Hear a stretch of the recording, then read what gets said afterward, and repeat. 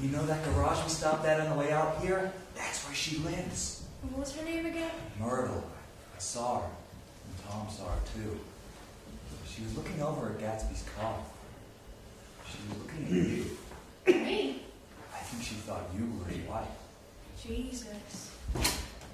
Open the window. There aren't any more. Well, we better telephone for an axe. The thing to do is forget about the heat. Make it 10 times worse by blabbing about it. You know, why not let her alone, old sport? You're the one that wanted to come to town. That's a great expression of yours, isn't it? What is it? All this old sport business. Where'd you pick that? Now see here, Tom. You can make personal remarks. I won't stand here a minute. Call up and order some ice for them in Julic. There's some wedding taking place across the street. Imagine marrying anybody in this heat. Still, I was married in June. Louisville in June. Somebody fainted. What? Who was it who fainted, Tom? 24. So, Mr. Gatsby, I understand you're an Oxford man. Not exactly. Oh, yes. I understand that you went to Oxford. Yeah, I went there. When? It was 1919. I only stayed 5 months. That's why I can't really call myself an Oxford man. It was an opportunity that they gave most of the officers, you know, after the armistice. You go to any of the universities in England or France. Pour me a drink, Tom. You won't seem so stupid. Hold on. I want to ask Mr. Gatsby one more question, if I may. Go on.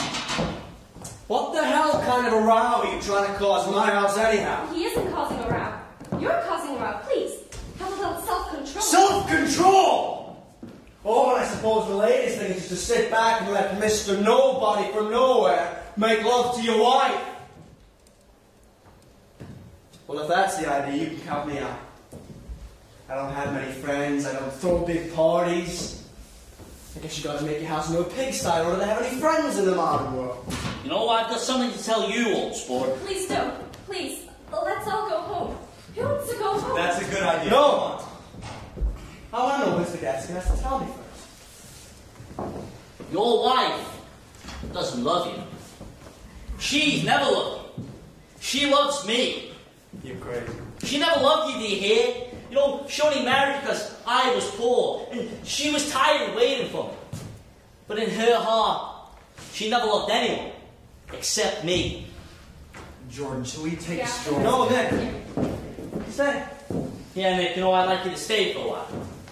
Come on, Daisy. Sit down. I don't know what's been going on. Tell me all about it. I told you what's been going on. It's been going on for 5 years. And you didn't know. You're seeing this fella for 5 years? No, not seeing. No, we couldn't meet.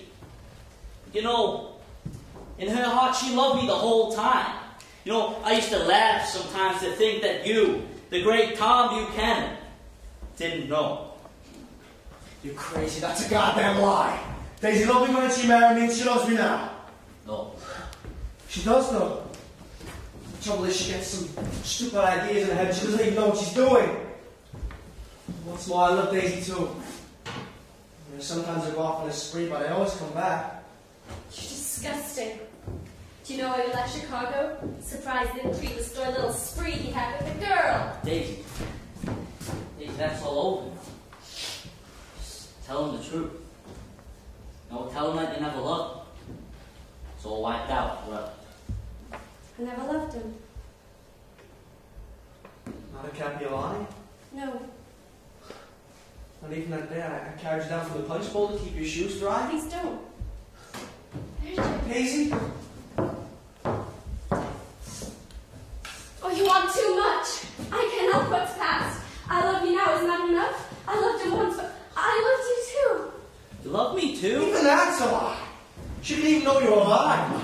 There are things between me and Daisy you'll never know about. Things that neither of us could ever forget. No, I think I'm going to go and talk to Daisy outside. You know, she's getting all excited now. Even alone, I can't say I never loved Tom. It wouldn't be true. Of course it wouldn't. As if it mattered to you. Daisy, of course it matters. I'm going to take better care of you now. No, you don't understand. You're not going to take care of her anymore. Oh, I'm not. No, I don't like that. Because Daisy's leaving you. She's not leaving me. I am, though. Nonsense.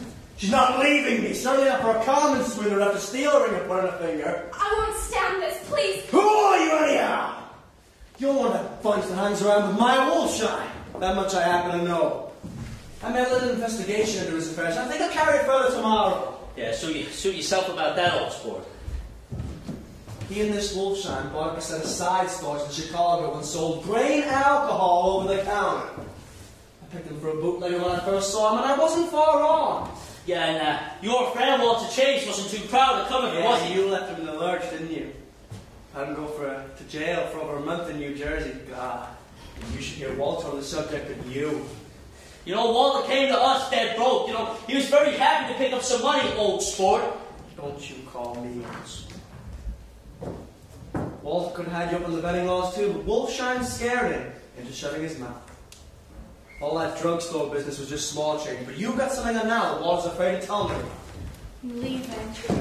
Right, Daisy, wait, you know, I can explain all this. It's about my right. Please, Tom, I can't stand this. You two start home, Daisy. In Mr. Gatsby's car. Well, go on. He won't annoy you. Besides, I think he's realized that his little presumptuous flirtation is over.